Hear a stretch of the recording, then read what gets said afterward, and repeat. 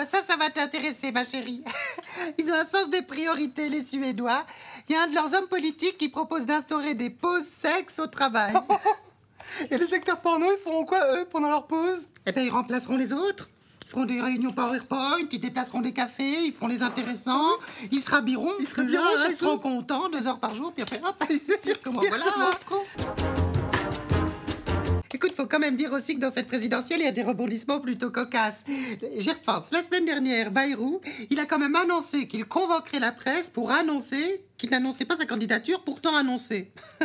Comment ça? Eh bien, la semaine dernière, Bayrou, il a annoncé qu'il convoquerait la presse pour annoncer qu'il n'annonçait pas sa candidature et était pourtant annoncé. La semaine dernière, Liliane, Bayrou a fait une annonce.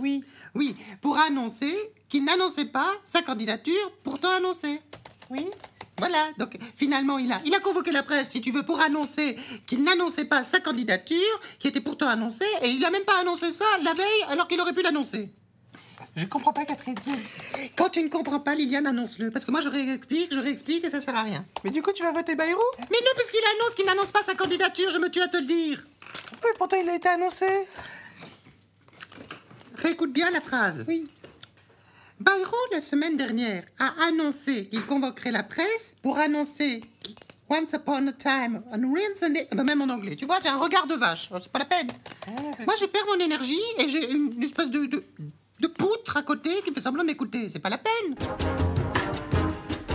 Oh, regarde-moi l'audace et le courage de Cate Blanchett. Pour moi, ça, c'est une actrice. Le nombre de rôles qu'elle a fait... Elle se met en danger? Toujours.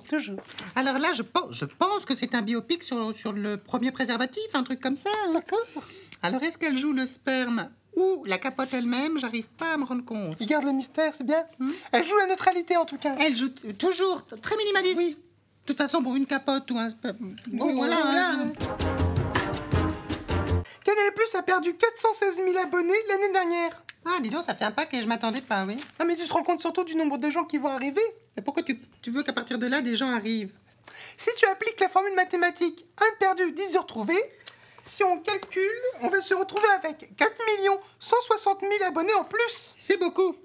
Mais ça peut pas marcher, ton truc. 1 de perdu, 10 de retrouvé, c'est une expression populaire, c'est pas une formule mathématique. Ah bah si, Catherine, c'est une formule mathématique. Ah bah non. Ah bah si, il y a des chiffres. Ah bah non.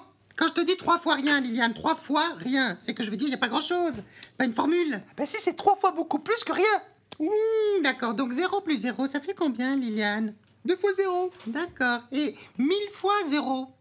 Oh, ah bah là, c'est beaucoup. Ah bah oui, voilà. Bah, je vais appeler une instite qui a du temps à la retraite, hein, pour un peu des cours de rattrapage, c'est important, parce que il faut quand même que tu sois un peu au taquet pour tout un tas de choses.